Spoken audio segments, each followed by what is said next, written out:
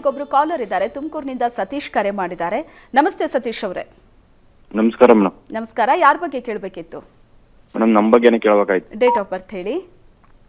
12/11/1994. 12/11/94. Okay, time 12:45 ಮಧ್ಯಾಹ್ನ 12 ಗಂಟೆ 45 ನಿಮಿಷ. ಏನು ಪ್ರಶ್ನೆ ಮೇಡಮ್? ಮದುವೆ ಬಗ್ಗೆ ಕೇಳಬೇಕಾಯ್ತು. ಓಕೆ, ಮಾತಾಡಿ ಶಾಸ್ತ್ರಿಗಳ ಹತ್ರ. ನಮಸ್ಕಾರ ಸತೀಶ್ ಅವರೇ. ನಮಸ್ಕಾರ. ಸತೀಶ್ ಅವರೇ ನಮಸ್ಕಾರ. ವಿವಾಹದ ಬಗ್ಗೆ ತಮ್ಮ ಪ್ರಶ್ನೆ ಅಲ್ವಾ? ವಿವಾಹದ ನೀವೇನಾದ್ರು ಶಾಂತಿ ಇತ್ಯಾದಿ ಮಾಡಿಸಿದ್ರಾ? ಕುಜ ಶಾಂತಿ ಇತ್ಯಾದಿ ಒಬ್ಬದು ಏನು ಮಾಡಿಸಿಲ್ಲ ನೋಡಿಪ್ಪ. ಇಲ್ಲಿ ವಿವಾಹ ಸ್ಥಾನ ಇದೆಯಲ್ಲ, ಅಲ್ಲಿ ಕುಜ ಗ್ರಹ ಇದೆ. ಹೀಗಾಗಿ ಅದನ್ನು ಕುಜ ದೋಷ ಅಂತ ಕರೀತಾರೆ.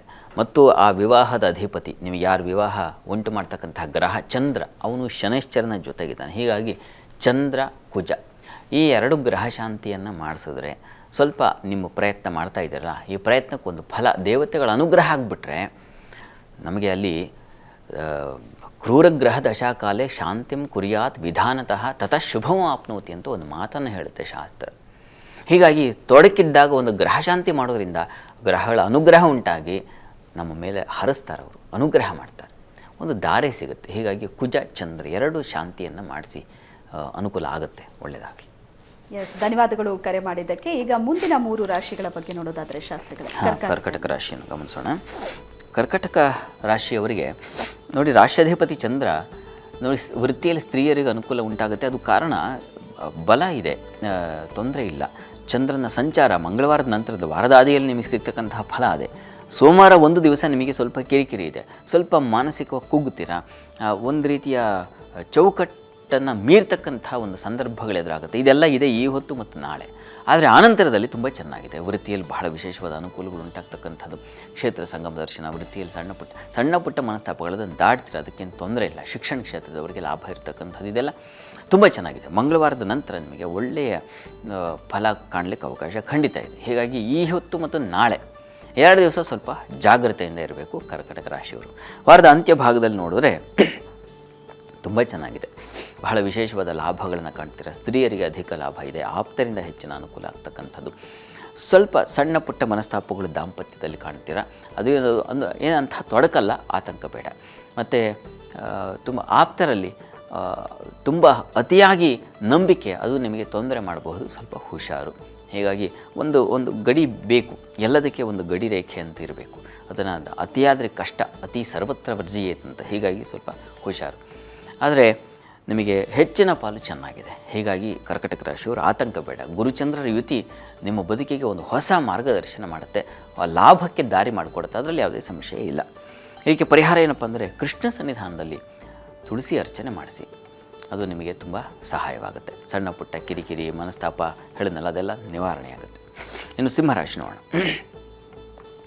ಸಿಂಹರಾಶಿಯವರಿಗೆ ಸಾಹಸಗಾರರಿಗೆ ವಿಶೇಷವಾದ ಅನುಕೂಲ ಇದೆ. ಮತ್ತು ವೃತ್ತಿಯಲ್ಲಿ ಬಹಳ ವಿಶೇಷವಾದ ಅನುಕೂಲಗಳನ್ನು ಕಾಣ್ತೀರ. ದೇವತಾ ಕ್ಷೇತ್ರ ಸಂತರ ದರ್ಶನ. ಸ್ತ್ರೀಯರಿಗೆ ಸ್ವಲ್ಪ ಕಷ್ಟ ನಷ್ಟ ಇದೆ, ಸ್ವಲ್ಪ ಆರೋಗ್ಯ ವ್ಯತ್ಯಾಸ ಆಗ್ಬೋದು ಈ ಹೊತ್ತು ಮತ್ತು ನಾಳೆ. ನಮಗೆ ಸ್ವಲ್ಪ ಸ್ತ್ರೀಯರಿಗೆ ಮುಖ್ಯವಾಗಿ ನಷ್ಟ, ಮನಸ್ತಾಪ, ಬೇಸರ, ಸೋಲು ಇಂಥ ಲಕ್ಷಣಗಳು ಇದ್ದಾವೆ ಈ ಹೊತ್ತು ನಾಳೆ. ಸ್ವಲ್ಪ ಹುಷಾರಾಗಿರಬೇಕು. ಅದರ ನಂತರದಲ್ಲಿ ತುಂಬ ಚೆನ್ನಾಗಿದೆ, ಗಾಬರಿ ಬೇಡ.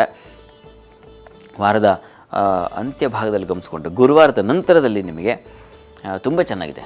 ಆಹಾರ ಕ್ಷೇತ್ರದ ಲಾಭ, ವೃತ್ತಿಯಲ್ಲಿ ಹೊಸ ಅವಕಾಶಗಳು, ನಿಮ್ಮ ವೃತ್ತಿಯನ್ನು ಪ್ರಶಂಸೆ ಮಾಡ್ತಕ್ಕಂಥದ್ದು, ಹೊಸ ಒಂದು ಪ್ರಯತ್ನಕ್ಕೆ ವಿಶೇಷ ಫಲ ಸಿಗ್ತಕ್ಕಂಥದ್ದು, ಈ ಥರದ್ದೆಲ್ಲ ತುಂಬ ಚೆನ್ನಾಗಿದೆ. ಫುಡ್ ಕ್ಷೇತ್ರದಲ್ಲಿರ್ತಕ್ಕಂಥದ್ದು, ಅದನ್ನು ಹೋಟೆಲ್ ಮ್ಯಾನೇಜ್ಮೆಂಟ್ ಇತ್ಯಾದಿ ಅಂತೀವಲ್ಲ, ಅಂಥ ಕ್ಷೇತ್ರದಲ್ಲಿ ತುಂಬ ಚೆನ್ನಾಗಿದೆ. ವ್ಯಾಪಾರದಲ್ಲಿ ಸ್ವಲ್ಪ ಹಿನ್ನಡೆ ಇರ್ತದೆ, ಆದರೆ ಲಾಭಕ್ಕೇನು ಕೊರತೆ ಆಗಲ್ಲ, ಯೋಚನೆ ಮಾಡಬೇಡಿ, ಚೆನ್ನಾಗಿರ್ತೀರ. ಇದಕ್ಕೆ ಪರಿಹಾರ ಏನಪ್ಪ ಅಂದರೆ, ಸಿಂಹರಾಶಿಯವರಿಗೆ ಈಶ್ವರ ಸನ್ನಿಧಾನದಲ್ಲಿ ಒಂದು ಬಿಲ್ವಾರ್ಚನೆ ಮಾಡಿಸಿ, ಅದು ನಿಮಗೆ ಒಂದು ಹೊಸ ಮೈಲೇಜ್ ಕೊಡುತ್ತೆ ಈ ವಾರ. ಇನ್ನು ನಂತರ ಕನ್ಯಾ ರಾಶಿ ನೋಡೋಣ. ಕನ್ಯಾ ರಾಶಿಯವರಿಗೆ ವಾರದ ಆದಿಯಲ್ಲಿ ನಿಮಗೆ ವೃತ್ತಿಯಲ್ಲಿ ಅಸಮಾಧಾನ ಇದೆ. ಕಾರಣ ಮಾಂದಿಯು ಸೇರಿದ್ದಾನೆ ಕುಜನ ಜೊತೆಗೆ, ಕಿತ್ತಾಟ ಇರ್ತದೆ, ಬೆಂಕಿ ವಾತಾವರಣ ಇರ್ತದೆ, ಸ್ವಲ್ಪ ಹುಷಾರು. ದಾಂಪತ್ಯದಲ್ಲಿ ಮನಸ್ತಾಪಗಳು, ಸ್ತ್ರೀಯರ ವ್ಯಾಪಾರದಲ್ಲೂ ಅಷ್ಟೇ ಸ್ವಲ್ಪ ಮಟ್ಟಿಗೆ ಚೆನ್ನಾಗಿಲ್ಲ ಅಂತಲ್ಲ, ಚೆನ್ನಾಗಿದೆ, ಆದರೆ ಕಿರಿಕಿರಿಗಳು ಇದ್ದಾವೆ. ಅದನ್ನು ಬಿಡಿಸ್ಕೋಬೇಕು ನೀವು. ಈಗ ಸಿಕ್ಕಾದಾಗ ನಾವು ದಾರ ಬಿಡಿಸ್ತೀವಲ್ಲ, ಆ ರೀತಿಯಲ್ಲಿ ಸ್ವಲ್ಪ ಹುಷಾರು, ನಾಜೂಕಾಗಿ ಬಿಡಿಸ್ಕೋಬೇಕಾಗತ್ತೆ. ತಂದೆ ಮಕ್ಕಳಲ್ಲಿ ಸ್ವಲ್ಪ ಅಸಮಾಧಾನ ಇದೆ. ವೃತ್ತಿಯಲ್ಲಿ ಅಸಮಾಧಾನ ಕಾಣಲಿಕ್ಕೆ ಒಂದು ಸಾಧ್ಯತೆಗಳನ್ನು ಸೂಚಿಸ್ತಾ ಇದೆ. ಅದು ಕುಜ ಮಾಂದ್ಯ ಕಾರಣದಿಂದಾಗಿ ಮತ್ತು ಗುರು ಮಾಂದಿಯರು ಸೇರಿಬಿಡ್ತಾರೆ. ಹೀಗಾಗಿ ದೇವಸ್ಥಾನ ಅಥವಾ ಇನ್ಯಾವುದೋ ಒಂದು ಒಳ್ಳೆಯ ರೀತಿಯ ಜವಾಬ್ದಾರಿ ನಿಮಗೆ ವಹಿಸಿದರೆ ಇದು ನೋಡ್ಕೋಬೇಕು ನೀವು ಉಸ್ತುವಾರಿ ಅಂತ, ಅವುಗಳಲ್ಲಿ ನೀವು ಎಡು ಬಿಡ್ತೀರಾ ಅಂಥದ್ದೊಂದು ಲಕ್ಷಣ ಕೂಡ, ಅಂಥದ್ದೊಂದು ಫಲ ಕೂಡ ಇದೆ ಕನ್ಯಾ ರಾಶಿಯವರಿಗೆ ವಾರದ ಅಂತ್ಯಭಾಗದಲ್ಲಿ. ಇದಕ್ಕೆ ಪರಿಹಾರ ಏನಪ್ಪ ಅಂತಂದರೆ, ವಿಷ್ಣು ಸನ್ನಿಧಾನದಲ್ಲಿ ಒಂದು ಬಿಳಿ ಪುಷ್ಪಗಳಿಂದ ಅರ್ಚನೆ ಮಾಡಿಸ್ತಕ್ಕಂಥದ್ದು, ವಿಷ್ಣು ಸಹಸ್ರನಾಮ ಪಠಣ ಪಾರಾಯಣ ಅಥವಾ ಶ್ರವಣ ಮಾಡ್ತಕ್ಕಂಥದ್ದು ಯಾವುದು ಆಗುತ್ತೆ.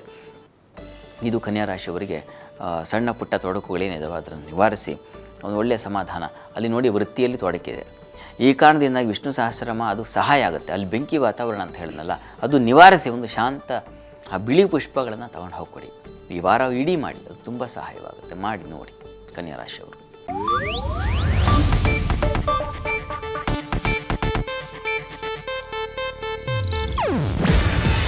ಇದು ಏಷ್ಯಾನೆಟ್ ನ್ಯೂಸ್ ನೆಟ್ವರ್ಕ್ ಪ್ರಸ್ತುತಿ. ನೀವು ನೋಡ್ತಿದ್ದೀರಾ ಏಷ್ಯಾನೆಟ್ ಸುವರ್ಣ ನ್ಯೂಸ್.